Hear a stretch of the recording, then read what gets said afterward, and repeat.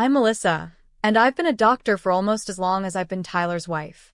We've had our ups and downs, but those 34 years went by so fast. Our home was big and cozy, always filled with life, especially when the boys, Ronald and Steven, were young. They were like night and day, but each brought their own kind of joy into our lives. Tyler and I, both doctors, worked hard to build a comfortable life. We even bought a few apartments over the years to rent out for extra income. Life seemed to be going well until one day, Tyler came home looking unusually serious. "Melissa, we need to talk," he said, his voice heavy. He had some tests done, and the results came back it was cancer. The months that followed were filled with hospital visits, treatments, and endless waiting. Tyler fought hard, but the cancer was relentless. Watching the strongest man, I knew fade away was heartbreaking. No amount of medical training could prepare me for that. One evening, as we sat quietly in the living room, Tyler took my hand and said, "Melissa, if things don't go our way, make sure everything is sorted with the boys. The will is done, and you'll be fine financially." Not long after, he passed away. The funeral was a somber event, with family, friends, and colleagues coming from all over to pay their respects. But the hardest part was the quiet at home after everyone left. The empty spaces where Tyler used to be, his things still in place it hurt to see and remember. A few days after the funeral, I was in the kitchen, trying to figure out what to do with the leftover food, when Ronald stormed in, his face full of worry and anger. Steven followed, looking like he wished he was anywhere else. "Mom, we need to talk about Dad's will," Ronald said, getting straight to the point as he always did.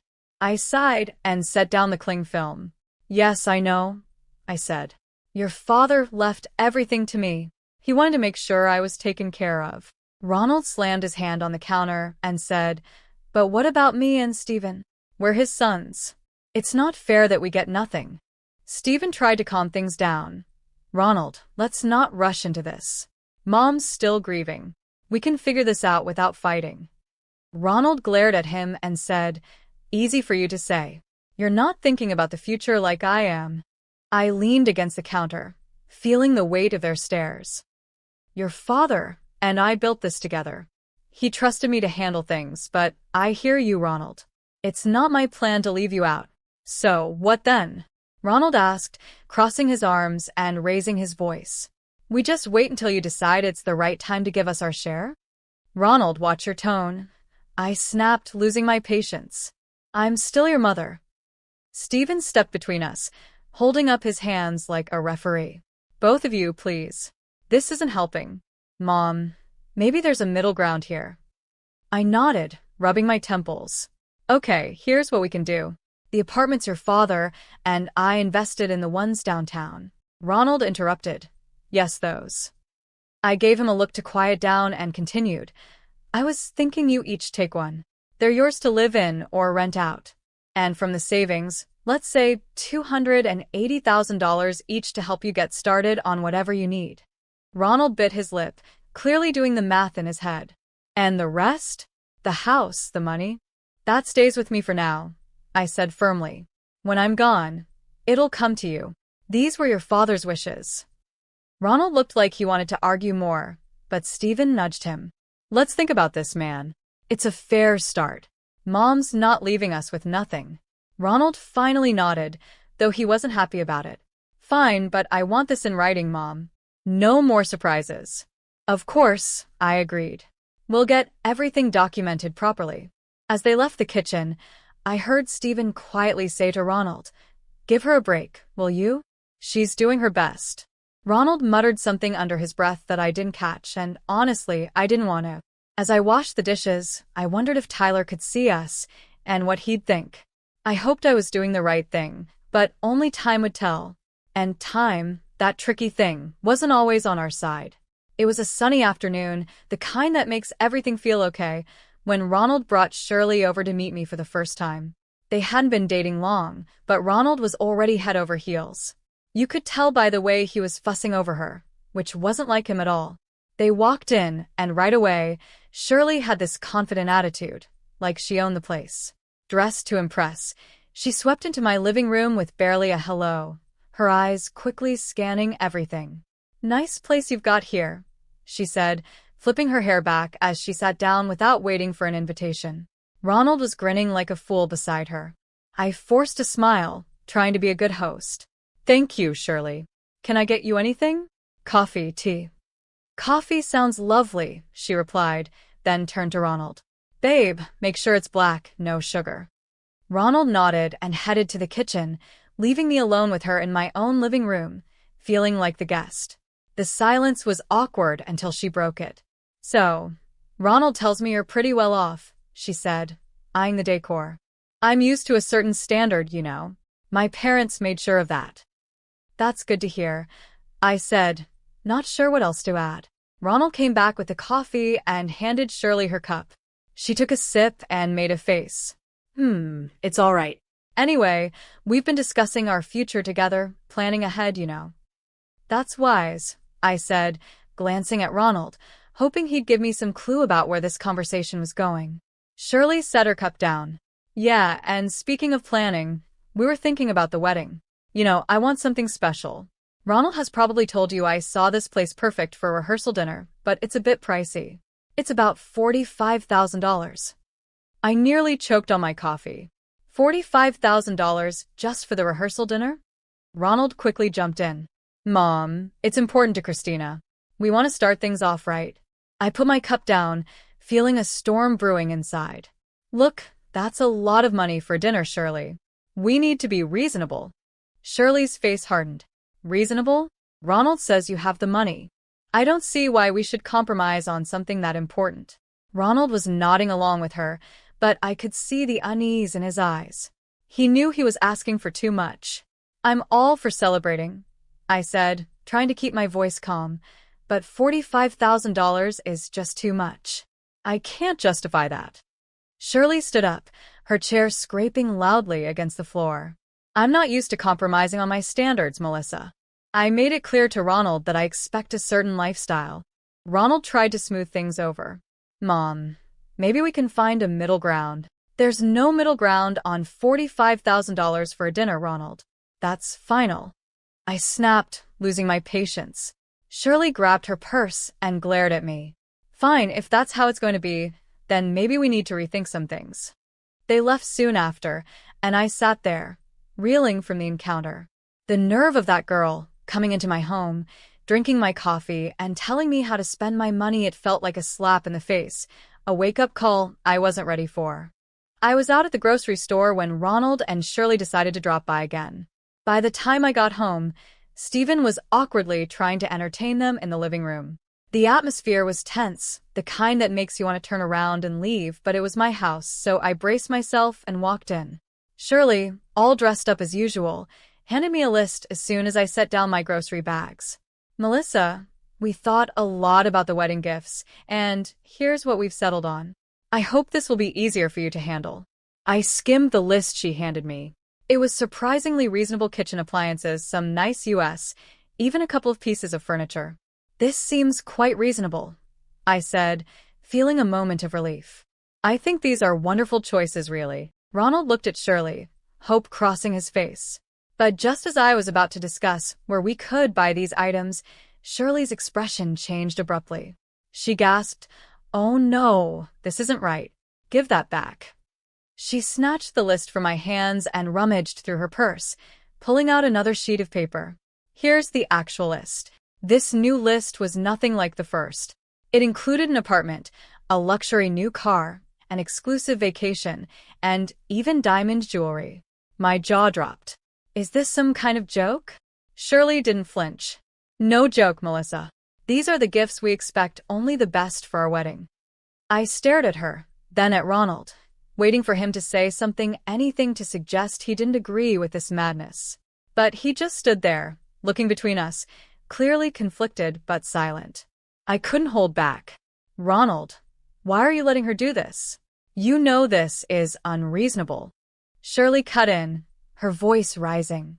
"This doesn't concern you, Melissa. You just need to pay up and keep quiet." That's when Stephen stood up, his face set hard. "That's enough, Shirley. You're not going to talk to our mom like that. This is her house, and you're way out of line. You need to leave, now." The room was thick with tension as Ronald and Shirley gathered their things. Shirley muttered under her breath, clearly angry. "This is ridiculous. We'll remember this." They left, and the door slammed shut behind them. I sat down, feeling the weight of what had just happened. I felt the weight of the whole situation pressing down on me. Stephen sat beside me, putting an arm around my shoulders. "We'll figure this out, Mom, but you can't let them push you into giving more than you can or should. It's not right."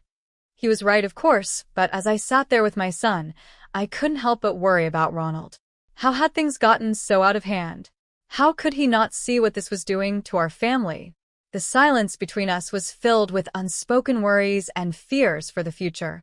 I knew then that this was far from over. It was only going to get harder from here. The weeks that followed were filled with constant phone calls from Ronald. Each one was more demanding than the last, his tone desperate, almost frantic. "Mom, you don't understand. I can't look poor next to Christina's family," he'd argue, his voice cracking with stress. "You have the money. Why can't you just help me out here?" I sat at the kitchen table, phone pressed to my ear, feeling a knot in my stomach. "Ronald, it's not about the money. It's about living within your means. Christina's expectations, you can't keep up with that without going into serious debt." He'd scoff, his frustration boiling over. "What do you know about it? I'm not going to live like I need more from the inheritance now. Ronald, I've offered to cover half the wedding costs, up to $130,000, and give a $7,000 gift. That's more than generous. But everything has to be agreed upon with me, no surprises." There was a pause, then a sharp laugh from him. "That's nothing. You're just being stingy. You have $1 million sitting there. Why are you holding out on me?" "Because it's not just about the money," I replied, my patience wearing thin. "It's about not feeding into this fantasy that's going to ruin you." He yelled, loud enough that I had to pull the phone away from my ear. "I don't need this. I'll handle it my way. Forget you." And just like that, the call ended. Months passed in silence. I tried to busy myself with daily routines, trying not to worry about Ronald. But the peace was short-lived. The phone rang one afternoon, and it was my sister-in-law, Rachel. "Melissa, I thought you should know." Rachel's voice was hesitant, careful. "Ronald is flying all the wedding guests to Miami Beach. He sold his apartment to fund it, and he expects you to get there on your own. He mentioned you weren't interested in helping." I hung up, a mix of anger and sorrow churning inside me. How could he be so reckless? Before I could process it all, Stephen came into the room, his expression grim. "Mom, there's something you need to hear." I recorded their conversation when they were sitting here in the living room, Stephen said as he handed me an audio recorder. I pressed play, and Ronald and Shirley's voices filled the kitchen. "Ronald, your mom is just a nasty old woman with a fat wallet. We need to squeeze as much as we can out of her, and then cut her off," Shirley said. Ronald responded in a cold, agreeable tone. "Whatever it takes, Christina. I'm not going to let her control us. If it comes down to it, I'll kick her out in her underwear." I turned off the recorder, my hands trembling. Hearing my own son speak about me like that was too much. The room spun as I tried to grasp the depth of his betrayal. Flying to Miami Beach was a decision I didn't take lightly. Stephen was by my side, both of us tense, but determined to face whatever awaited us.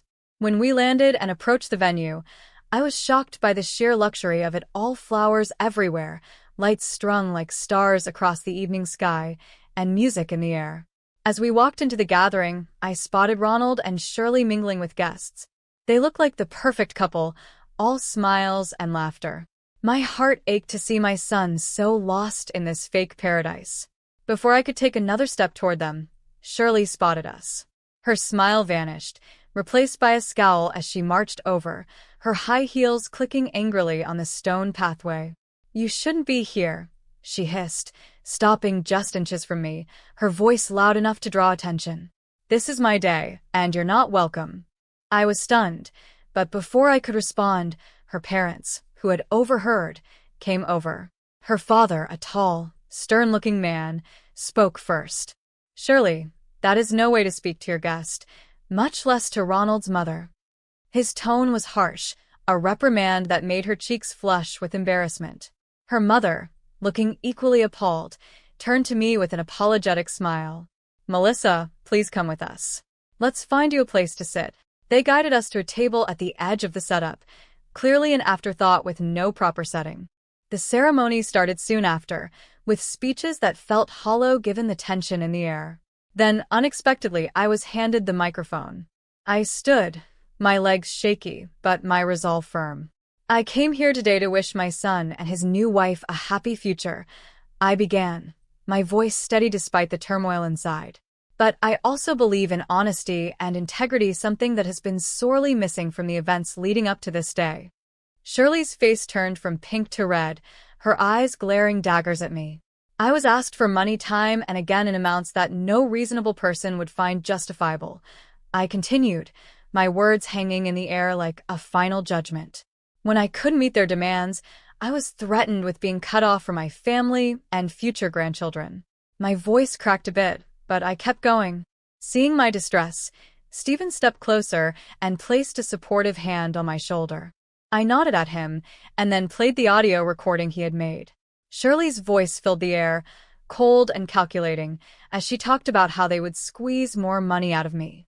Ronald's voice agreed, saying he was ready to leave me with nothing for the sake of his bride. The crowd murmured, shocked and disapproving. I turned off the recorder, and the silence was heavy. I gave my son an apartment and $35,000, but it was never enough, I said. Today, I'm making it clear. I won't be treated like an ATM or threatened anymore. I'm done with Ronald and Shirley. I wish them well, but from this day forward, I'm choosing to remove myself from their lives. The reaction was immediate. Shirley screamed, her voice shrill and wild. "You've ruined my wedding. I curse you." After everything that had happened, coming back home was bittersweet. In the quiet, I made a decision that even surprised me. I quit my job. I had spent years healing others as a doctor, but now it was time to heal myself and rebuild the life that recent events had scattered. Stephen, bless his heart, had just graduated from art college and was full of ideas and ambition. With the $35,000 I had given him, he opened his own tattoo parlor. It wasn't just any shop, it quickly became a place where art and skin came together in stunning displays. Stephen poured his soul into his work, and it paid off. He started entering tattoo contests, and soon his name was on everyone's lips in the area. Before we knew it, he was opening more locations, creating a network of salons that became a hotspot for tattoo enthusiasts. I'd watch him sketch late into the night, his dedication a stark contrast to the chaos his brother had chosen. "You're doing amazing, Ollie," I'd say, pride swelling in my chest. During these calm months, Ronald reappeared. One afternoon, he showed up at the door, his eyes tired, his shoulders slumped, so different from the ambitious, sharp man he once was. "Mom, I need to talk," he said, not waiting for an invitation to sit. His voice was weary, a far cry from the demanding tone I had gotten used to. I sighed, motioning for him to continue. "What is it, Ronald?" "It's Christina," he said. "She's driving me insane. She wants more and more. Nothing's ever enough. I got a second job, but it's still not enough for her." His words were desperate, but they couldn't erase the past so easily. "Ronald, I warned you," I said.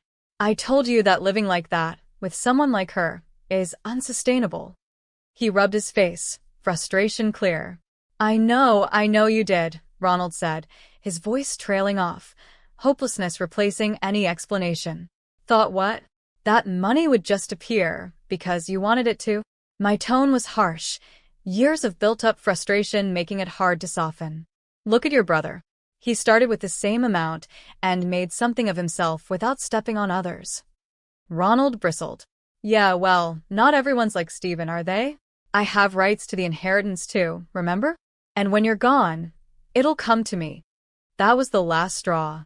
"Get out, Ronald," I said, my voice cold and firm. "And don't come back, not this time. You chose your path." His jaw tightened, and for a moment, I thought he might argue more. But then he turned and walked out, the door slamming shut behind him. As I stood in the silence that followed, Stephen came downstairs, having heard the last part of our exchange. "Are you okay, Mom?" he asked. I nodded, wrapping my arms around him. "I am now, thanks to you.